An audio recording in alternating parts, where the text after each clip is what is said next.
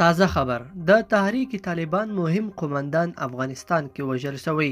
دا چې دا قومندان څوک دی افغانستان کې څه کول او د چا لخوا وژل شوی په دې ویډیو کې را سره وګورئ او چینل سبسکرایب کړئ لیدونکو السلام علیکم ستړي مشئ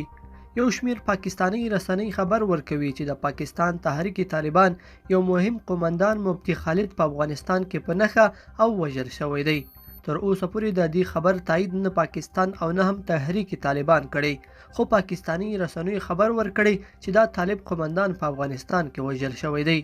تحریک که څه هم دا خبر نه دی تایید کړی خو ویلي دي چې له خالد سره یې له تیرو 2 ورځو را په دې خوا اړیکې پرې شوي او حال پرې نه لري دوی نه د مرګ او نه هم د ژوند خبر تایید کړی دی جزئیات وایي چې دا طالب قومندان له کونړ څخه ننګرهار ته پر لارې و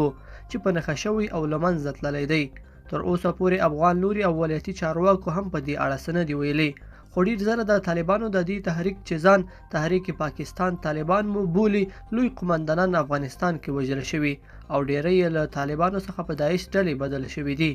خالد په افغانستان کې څه کول په پاکستان کې ټولې مذهبي او جنگي ډلې د ISI تر سایې لاندې فعالیت لري او د همدې تحریک یو شمېر غړي هم چې د پاکستان پر ځای افغانستان کې جګړه کوي نو د همدې استخباراتي ډلې تر تسلط لاندې وي او غواړي د ISI موخې افغانستان کې عملي کړي خالد همدا غوښتل چې په بېلابېلو نومونو بېګناه افغانان ووژني او دلته خپلې ټولې طرحې عملي کړي د پاکستاني رسنیو له طرفه دا نه دي ویل شوي چې دا کس د چا لخوا وژل شوی خو په عمومي ډول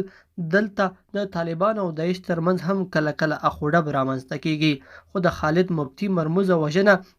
لا هم انګیزه یې نه ده معلومه او نه هم په رسمي ډول د دې قضیې جزئیات چا وړاندې کړي خو د تحریک پاکستان طالبان ډیر لوی قومندانان افغانستان کې وژل شوي او له دې وړاندې هم په نښه شوي دي لیدونکو په دې هیله چې دا مطلب به مو تر پایه لیدلی وي که مو دغه ویډیو خوښه شوې ویډیو لایک کړئ او چینل سبسکرایب کړئ تر بیا ښه وخت